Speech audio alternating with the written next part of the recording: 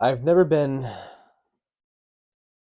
good with letting things fester. I've never been good at just letting my problems build up or letting my problems ruminate and somehow awaiting some sort of answer to come to me.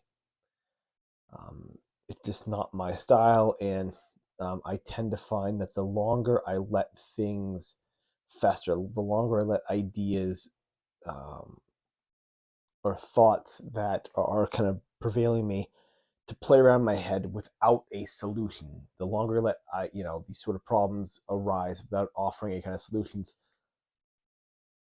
the worse that I become, the more it takes over me. And so I suppose building off of what I discussed last night, it should not come as too much of a surprise that today was a very weak session. It was a very weak writing session. I couldn't think of anything. I could not come up with um, much of anything to say in my work. And the reason for that is simply because there's something else on my mind. There's something else related to my writing that I need to deal with first. I've spoken before about how writers need to have their personal life in order before they can focus on their creative life. That it's difficult to write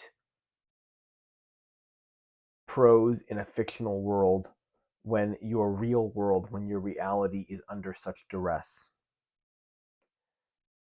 Um, I used the analogy before back when Trump was elected to the presidency that during my MFA program, a professor had shown a photo of a decaying jaguar skull in the middle of this giant conference where he put it on the projector slide. It was a jaguar skull he had found when he was adventuring in South America, and he gave a speech that about writing and all that stuff. And at the end, he said, "None of you really paid attention to what I had said. The reason why is because you were so focused on the jaguar skull." And he compared the election of President Trump, which people in the MFA program were obviously very liberal individuals. Just those that go into MFA programs tend to be pretty liberal.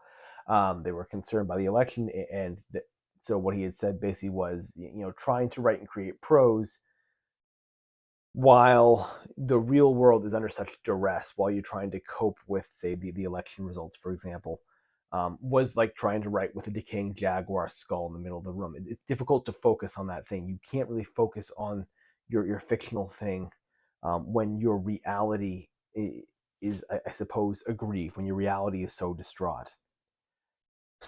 And for me, my jaguar skull tonight was that debate. It was the debate surrounding whether I need to go the self-published route or not. It's that debate about what direction I want to take my career in. And it's that decaying skull that I keep seeing when I write that has blocked me. Um, it seems to be no secret the past few days my writing has been very minimal, and it's because of that. I have not declared one way or the other, and I was not planning on doing this for at least a while, at least some months. But it demands to be answered. It is a problem that demands to be answered, and I have to come up with some sort of answer at some point. I have to satisfy that problem. I need to get the decaying skull out of my life.